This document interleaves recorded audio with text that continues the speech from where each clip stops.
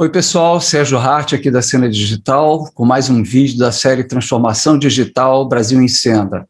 Hoje eu vou conversar com o Daniel Eli, que é o Chief Transformation Officer das empresas Randon.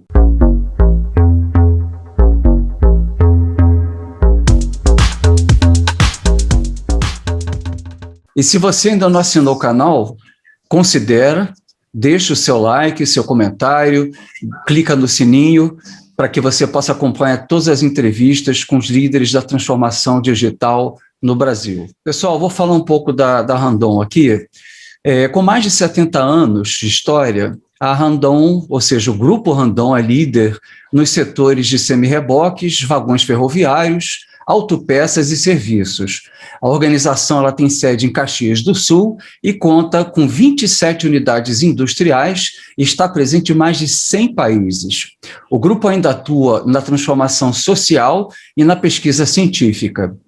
A Randon faz parte do nível 1 de governança corporativa da B3 e figura entre as maiores empresas privadas brasileiras. Vou falar um pouquinho do Daniel também. O Daniel ele é mestre em estratégia organizacional e possui especialização em liderança. Ele tem 15 anos de Randon e já atuou nas áreas de RH, operações e planejamento, incluindo períodos na Argentina e Estados Unidos. Hoje, ele é o responsável pela transformação digital do grupo e recentemente assumiu a divisão de serviços financeiros digitais. Bom, então estou aqui com o Daniel. Daniel, muito obrigado aí por estar participando com a gente aí dessa conversa. Eu que agradeço, Sérgio. Imagina. E eu queria te começar perguntando o seguinte, Daniel, quais foram os principais business drivers que levaram a Randon a começar a fazer a sua jornada de transformação digital? Olha, Sérgio, acho que não muito diferente assim, de todas as empresas, entre aspas, mais tradicionais, né, que iniciam essa jornada. Nós começamos pela cultura, né, nós começamos pelo entendimento de que a nossa história de sucesso, e isso foi em 2014, lá nós tínhamos 65 anos já de jornada, ela não se construiria da mesma forma para frente, né?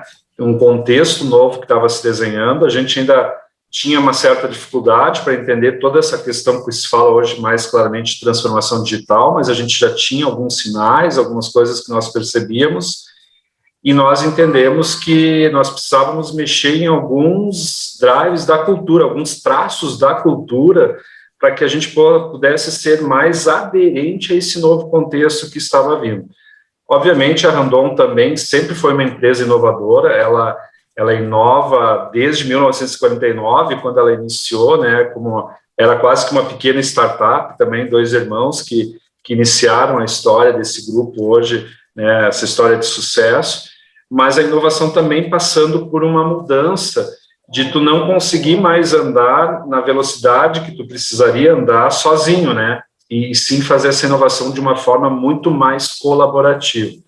E isso, então, impactando, obviamente, nos resultados da organização, onde hoje boa parcela do nosso resultado, ele provém dessas inovações recentes aí dos últimos 5 anos. Eu acho que o grande desafio de vocês é justamente pela idade que a empresa tem, isso eu vi em outras empresas bastante antigas entrevistadas, né, que tem 150, 170, 250 anos, né, é justamente acompanhar o ritmo de mudanças que está crescendo de forma exponencial. E, ao mesmo tempo, é interessante porque essas empresas pioneiras, elas têm uma semente do inventor, né, elas têm uma semente do empreendedor que, de uma forma ou de outra, ele consegue acompanhar o seu tempo e resolver esse tipo de atraso, né? Muito bacana ver isso também acontecendo com a Randon. E falando nisso, eu queria te perguntar o seguinte, como é que a Randon se estruturou do ponto de vista estratégico, de governança, do ponto de vista de relacionamento com o ecossistema, né? Para poder conduzir essa jornada? Nós quando iniciamos, assim, isso que tu falaste é muito verdadeiro, né? Apesar de tu ter no DNA a inovação, de tu ter isso desde o seu início, na medida que um grupo vai crescendo, né, vai se agigantando, como foi o nosso caso, muitas vezes a gente acaba, não é que é esquecendo, mas a gente acaba não tendo o mesmo foco que a gente tinha lá atrás, né, em coisas muito, muito importantes, né. Então, nós começamos, a partir da conexão com startups, a revitalizar um pouco desse nosso DNA, desses nossos valores. Ressignificamos, inclusive, alguns, né, Sérgio? Então, por exemplo, essa questão, né, parece hoje que empresas tradicionais são empresas da velha economia, portanto, não servem mais. Pelo contrário, né, tem um grande processo de ganha-ganha aqui, onde nós podemos dar para as startups o que elas precisam em termos de escalar suas soluções, inclusive mentoria, né, para melhorar a solução dessa startup, e a startup, por sua vez, ela nos oxigena, ela nos lembra o que nós já fomos, ou sempre fomos, né, ou seja, viver o cliente 24/7, ter essa questão dos nossos intraempreendedores também dentro da organização, fazendo as suas startups, né, os projetos mais disruptivos de inovação. Então, a gente tem uma simbiose aqui, a gente tem uma troca. Então, nós decidimos, a partir da conexão com startups, estruturar um processo que levasse a uma democratização da inovação para todos os níveis. Obviamente, por ser uma empresa de tecnologia, de produto, a inovação, por muitas vezes, podia parecer estar focada só na área X ou na área Y, ou tinha um nome, ou tinha um sobrenome. E nós, quando começamos essa jornada, entendemos que a inovação ela está em todos os níveis, em todos os processos da organização, também, né, na parte de serviços, nas soluções de manufatura, né, na parte organizacional. E aí a gente começou a fazer várias mudanças em sistemas e processos dentro da companhia que nos permitiu acelerar, né, pavimentar essa pista para acelerar o nosso voo aí em uma transformação digital. Mas tudo começa, sim, por um processo de transformação de cultura, observando atentamente esses traços de cultura que precisavam ser ressignificados e até mesmo os que precisavam só ser fortalecidos, para, num segundo momento, a gente trabalhar sistemas e processos da companhia que se alteraram, e isso impactou também na mudança de comportamentos individuais e coletivos, e até alguns até simbolizados por mudanças de rituais dentro da organização, né? Símbolos e rituais que também foram se alterando dentro da organização. Então, hoje, quando tu vem falar sobre inovação aqui no Grupo Randon, tu vai perceber que a inovação é de todos. Ah, mas então por que existe um CTO, né, um Chief Transformation Officer? Então, quer dizer que tem uma pessoa responsável por transformação? Exatamente o contrário. O meu papel dentro da organização é apenas ser um grande facilitador e um orquestrador junto com outros líderes da organização a fazer a conexão de todas essas áreas para que elas andem juntas. Então, por exemplo, hoje, processos como pessoas e cultura, planejamento estratégico, a parte mais de novas competências de tecnologia, estão caminhando junto dentro do nosso grupo. Não são áreas separadas, não são silos ou feudos que vão caminhando e cada um querendo mostrar o seu resultado. Juntos estão buscando um resultado comum e único, né, que passa por todo esse nosso processo de transformação. Não, muito legal o que você está falando, inclusive isso me faz pensar em três coisas. A primeira, a frase que você falou, né, que a inovação é de todos, né?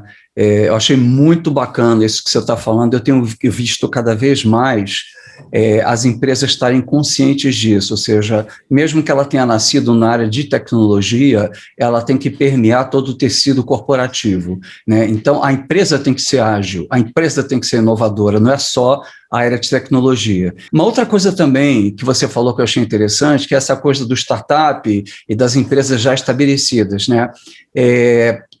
Essas duas empresas, elas se complementam, porque o startup não tem experiência, não tem visão de negócio, não tem processo solidificado e não tem cliente acima de tudo.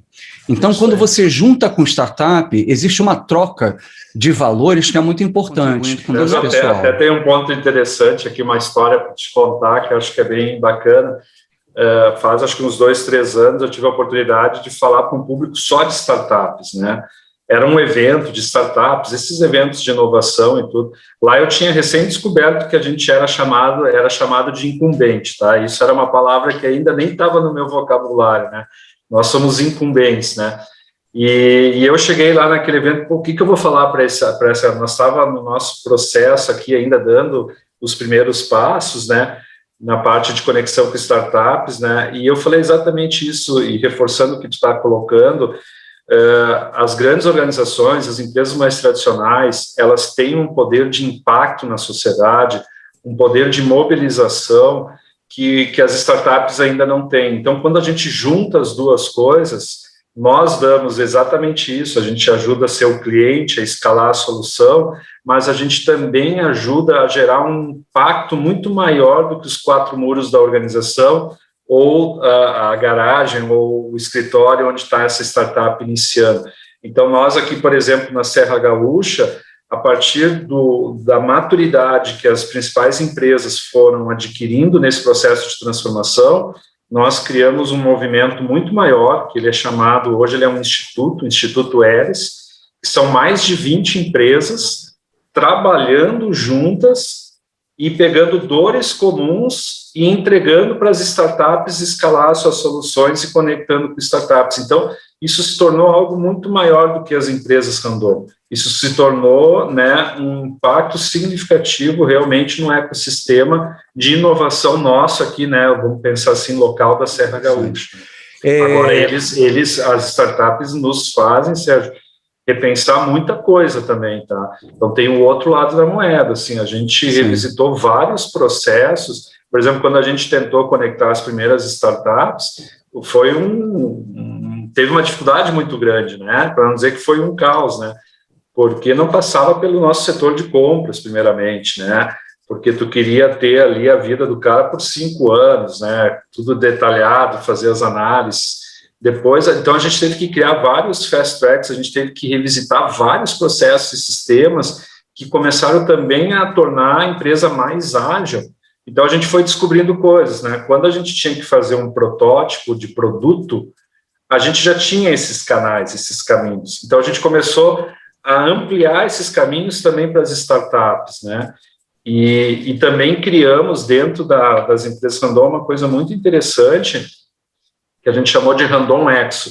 São células de inovação que, num primeiro momento, se desplugaram da organização, tiveram liberdade, receberam um desafio, tiveram liberdade de se conectar a esses ecossistemas do Brasil e fora do Brasil, buscar soluções para esse desafio, mas elas tinham que voltar e ajudar a plugar essa solução dentro da nossa empresa, que nós como incumbentes, né, vamos pensar assim. Então, eles também conheciam a nossa cultura, essas células, elas conheciam a nossa cultura e passaram a entender como é que funcionava lá fora e como é que o pessoal se relacionava, e ajudaram a fazer, então, para plugar, para conectar as primeiras soluções, não foi tão trivial, não foi um processo simples.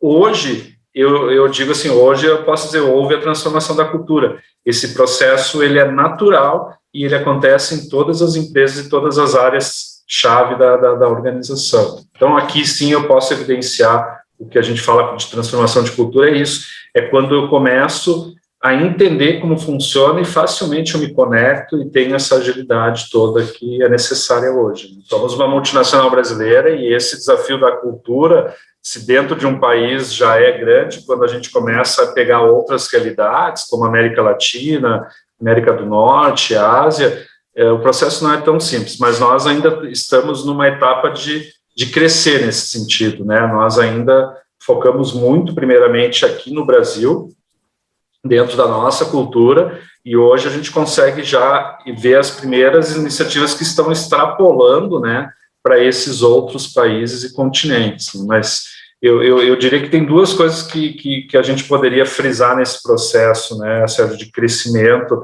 para outras empresas que também estão passando por isso. Primeiro, tudo começa pelas pessoas, né? O foco está nas pessoas. Então, isso que tu trouxe de respeitar a particularidade, respeitar a cultura de uma região, isso é importantíssimo. Que bom que já caiu aquilo que no início, né, quando a gente falava de transformação, ainda tinha muita gente que colocava esse tema na tecnologia, né? Que bom que isso a gente já conseguiu, com o tempo, derrubar e mostrar que a tecnologia é apenas um meio para isso tudo acontecer. E ela potencializa e pode catalisar, mas no final do dia, quem inova não é a tecnologia, quem inova são as pessoas. Se essas pessoas não tiverem uma nova mentalidade para trabalhar de uma forma mais colaborativa, para trabalhar em rede, para acoplar essas novas tecnologias nas dores dos seus clientes, nada vai acontecer de diferente, né? Então, eu acho que foi muito assertivo da nossa parte, essa já é uma jornada de 6, 7 anos, né, que a gente está falando, começar pelas pessoas, mas teve um segundo momento que significou foi quando a gente começou a realmente se organizar com sistemas, com processos, com iniciativas, para ajudar a trazer isso de uma forma mais rápida para toda a organização, né? Porque é diferente tu falar sobre transformação cultural digital nos diferentes níveis ou nas diferentes áreas e processos da organização. Então, a gente usou de estratégias para conseguir fazer isso. Tem uma que eu acho que foi muito assertiva. Nós tínhamos aqui dentro da empresa um prêmio de reconhecimento à inovação. Ele sempre foi chamado de Prêmio Hercílio Randon. O seu Hercílio Randon foi um dos fundadores do Grupo Randon, com o seu Raul Randon. E ele era um prêmio que ele reconhecia as melhores soluções de produto, né, e de melhoria de produto. E hoje esse prêmio ele tem 7 categorias, ele continua reconhecendo as melhores soluções de produtos com tecnologias, mas ele olha para diversas outras frentes que a organização também precisa em termos de inovação organizacional, de processos, de serviços, formas de trabalho, novas práticas, né? Então, a gente, a partir do prêmio, transformou ele quase que num símbolo dessa mudança de democratização, né? Ou seja, apesar de sermos uma indústria, estarmos no segmento da indústria pesada, sermos uma empresa de engenharia, quando nós falarmos de inovação, todo mundo consegue se enxergar, não é só o cara do produto, né? Toda a organização consegue se enxergar. Isso foi muito, muito também significativo. Então, esses 2 pontos, focar nas pessoas e criar sistemas, processos de reconhecimento robustos para esse lugar onde tu quer chegar, faz com que o processo possa ser bastante acelerado. Eu acho que você está mencionando 2 aspectos super importantes para o sucesso de uma transformação digital, para a base dela. E aí, mais uma vez, eu chamaria a atenção do pessoal que está assistindo a gente. O que o Daniel está falando? Cultura, gente, né, que são 2 coisas importantes. A cultura, na medida em que você tem rituais onde você reforça e você incentiva o uso da inovação. E gente, pelo fato de você estar treinando, capacitando e dando, de certo modo, autonomia para eles, então, começarem a ter iniciativas inovadoras. E a terceira conclusão é que a tecnologia ela é consequência, e se você não tomar cuidado, ela pode ser até uma barreira. Por quê? Muitas vezes a empresa não consegue começar a fazer uma transformação digital porque a infraestrutura dela, a arquitetura dela é muito engessada, não é integrada, não é flexível e não é escalável. Talvez, Sérgio, pudesse ter um terceiro elemento aqui, que eu acabei não mencionando, mas que para nós aconteceu. Eu não sei se isso é comum em todos os processos. A gente começou pela periferia esse processo, pensando assim, a gente não começou esse processo mais abrupto e disruptivo pelo core business da companhia, já pela questão de produto e tecnologia. Nós começamos pelas áreas administrativas, pelas áreas indiretas, processos de logística. A gente começou a trazer as primeiras startups e as conexões com as primeiras startups, por exemplo, em áreas administrativas, onde a gente começou a mostrar que ali também era possível tu ter processos mais assertivos, com soluções até mais baratas, vamos dizer assim, com uma entrega melhor, com tecnologias já acopladas, deixando dinheiro na mesa, mostrando assim, isso aqui também traz produtividade, traz ganhos, né, de competitividade para a organização. E que foi esse Randon X, né, essas primeiras células de inovação, elas vieram pelos lados. Ela primeiro foi, até eu brinco sempre que a primeira célula mesmo foi clandestina, tá? A gente não tinha nem avisado para ninguém, né? A gente deu o desafio, deixou o pessoal operar, eles só tiveram visibilidade quando eles tiveram que começar a plugar. E aí, como não plugava, a gente precisou entrar e fazer aquelas mudanças que eu já citei de sistemas, os fast tracks. Mas, na medida que isso foi tomando corpo, as pessoas vão se engajando de tal forma, as pessoas vão se conectando a esse propósito, assim, de uma empresa mais aberta, mais horizontal, menos hierárquica, né, trabalhando mais em rede, que esse processo ele passa a ser viral. Ele anda muito rápido de fora e de baixo para cima, assim, não é top-down, ele vem vindo assim, né, dos lados e de baixo. Se a auto-administração da companhia está extremamente comprometida em abrir espaço para essa transformação, o middle level, né, que é o nível intermediário, ele não tem outra forma a não ser incorporar e fazer parte desse processo, porque a equipe dele já está manifestando, está levantando a mão, eu também quero poder trazer uma estratégia, eu também quero poder fazer esse processo de uma forma muito mais simples, mais reduzida. Estou vendo que a auto-administração está dizendo que isso também faz parte da visão de futuro nossa, etc. Então, tu começa a trazer todo mundo, e isso de 2 a 3 anos para cá, para nós, ficou muito claro aqui no Grupo Randon, né? Hoje, eu te diria assim, não tem uma empresa do grupo ou um processo mais crítico, como de compras, processo de pessoas e cultura, onde a gente já não tem iniciativas mais disruptivas, assim, em termos mais transformacionais, vamos dizer assim, em termos de inovação. E por falar em iniciativas disruptivas, você poderia compartilhar com a gente alguns resultados já obtidos? Muito, tem bastante, mas eu vou começar pelo contrário, eu vou começar pelo próprio negócio, né, o core business, né.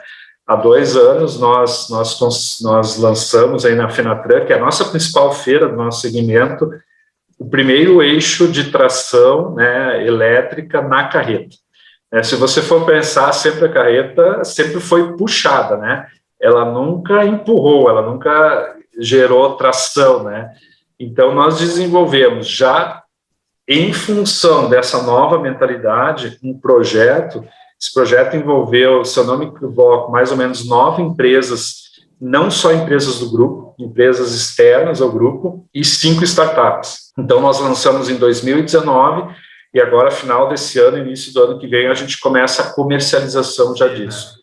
Impressionante. A gente viu depoimentos de algumas empresas também que começaram de forma despretensiosa, né, os seus processos. Tem um caso muito engraçado de uma seguradora que o CIO começou a fazer isso, e quando o presidente descobriu, quase que ele foi mandado embora, mas aí o CIO conseguiu levar ele lá para o Vale do Silício e visitar algumas empresas, e o presidente virou mó entusiasta, porque a seguradora tem um perfil bem mais conservador, né? Então tem histórias muito engraçadas, né, de como que há um ceticismo muito grande inicial, um medo, mas depois que eles experimentam, a mesa vira e a demanda passa a ser maior do que a capacidade de oferecer soluções, né?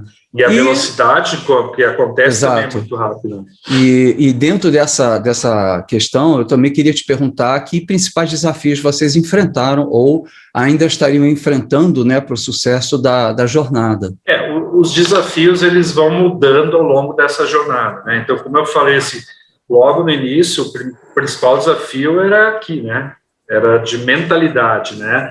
Era a gente se permitir a mudar alguns conceitos que sempre deram certos, né? Tipo, eu consigo fazer tudo sozinho é um conceito que não funcionava mais, né? Ou seja, eu preciso trabalhar em rede, eu preciso trabalhar mais em colaboração. Por que eu vou me conectar a startups se eu sou autossuficiente em tudo, né? Então, eu não conecto com startup porque primeiro eu tenho a mentalidade, não, então eu vou fazer aqui dentro de casa, eu tenho estrutura, etc. Então, a gente teve que ir quebrando conceitos que estavam muito rígidos, né? E não tem certo ou errado aqui. É a forma como a gente foi educado e a forma como a gente teve sucesso ao longo das últimas décadas. Passada essa primeira barreira, né, a quebra de alguns processos, né, e mudança de alguns símbolos e rituais, como eu falei no início, não foram nada simples, né, Sérgio? A gente passou aí por um período difícil também, uma crise no nosso segmento em 2015, 16 e 17, talvez pelo nós termos uma clareza muito grande desses traços de cultura que precisavam passar por um Depara, a crise naquele momento, até de certa forma, nos ajudou e nos encorajou a acelerar algumas mudanças, né? Então, quando a gente fala de inovação, a gente fala de ambientes com uma segurança psicológica maior, onde tu não tenha tanto medo do erro, estruturas hierárquicas não são tão bem-vindas, verticais, então a gente teve que entrar para essa temática, né? Como é que a gente vai começar a deixar nossas estruturas mais horizontais, vamos empoderar mais a ponta, as pessoas vão se sentir mais encorajadas, os nossos intraempreendedores, a gente vai tirar aquela tampa que está em cima deles para que eles possam, né, dentro da companhia, criar novos projetos. Isso não é, essa quem sabe foi para mim, assim, até da jornada até hoje, até a parte mais difícil, tá? É quando eu saio da intenção, eu saio do discurso, vamos lá, né, do entendimento, e preciso realmente fazer algumas coisas que são doloridas para o sistema imunológico. Eu sempre brinco, né, Sérgio, as grandes empresas, elas têm um sistema imunológico que não aparece, mas ele está aqui, né? Ou seja, tudo que tu tentar fazer muito diferente do que como tu sempre fez, o sistema ele tenta expulsar. Então, ali tu tem um jogo, né, num primeiro momento, a gente usou muito uma estratégia de ambidestria, né, lembra que eu te falei, as primeiras iniciativas até clandestinas foram, deixa elas criarem um pouco de corpo, quando elas tiverem um pouco de corpo, dá mais visibilidade, não abre mão da operação como ela é hoje, né, continua cuidando para que ela seja lucrativa, até porque ela tem que sustentar esses novos processos que estão vindo, novos modelos de negócio. Então, foi essa parte bem complicada, e hoje, o que eu vejo, assim, é a questão da gente conseguir andar na velocidade, apesar de tudo isto, a velocidade do nosso contexto, eu vou pegar mais para a área de serviços agora do que para a indústria propriamente dita, ela ainda está mais alta do que a nossa capacidade de andar nessa velocidade, né? Então, o mercado financeiro já passou por uma disrupção, né? E nós temos um banco, por exemplo, o Banco Randon, o consórcio Randon, que a gente não tem que só transformar ele do analógico para o digital, nós já temos que ter aí os primeiros serviços que já nasçam pensadamente digitais, focados nessa nova necessidade desse cliente, desse consumidor. Então, nós estamos hoje pilotando dentro do Grupo Randon na área de serviços uma realidade que logo, logo vai estar dentro da indústria também, porque dentro daquele vórtice, assim, a indústria também vai passar por uma aceleração dessa disrupção, ano após ano vai se aproximando mais e vai acelerando. Então, a gente tem que mexer hoje em sistemas, por exemplo, Sérgio, que o mercado até tem dificuldade de nos ajudar, sistemas de reconhecimento financeiro e não financeiro dessas novas formas de trabalho, dessa nova organização do trabalho, né? Isso, para nós, ainda como mentalidade predominante de indústria, é uma caixa ainda preta, né? A gente tem dificuldade de aceitar, em determinados momentos, que nós vamos ter que ter políticas diferentes. Nós vamos ter que ter formas diferentes de tratar, talvez, uma iniciativa de serviço, de uma iniciativa do core business, da indústria. Então, esse é o nosso momento de agora acertar a velocidade, mas o bom disso tudo é que a gente já não tem mais aquela barreira, aquele atrito, né, de colocar o pessoal em prontidão para se engajar nisso. E queria te agradecer muitíssimo o teu depoimento, acho que foi riquíssimo. Eu também gostaria de reforçar com o pessoal que, se vocês gostaram dessa entrevista e não assinaram o canal, por favor, considerem, deem o seu like, deixem-se um comentário, o que vocês acharam desse processo de transformação, que eu acho que foi uma verdadeira aula, né? Não esqueçam de clicar aqui no sino para que vocês possam acompanhar todas as conversas que a gente está tendo com os líderes de transformação digital, e gostaria também de agradecer a todo mundo aí que esteve assistindo a gente, e até o próximo vídeo aí, se Deus quiser.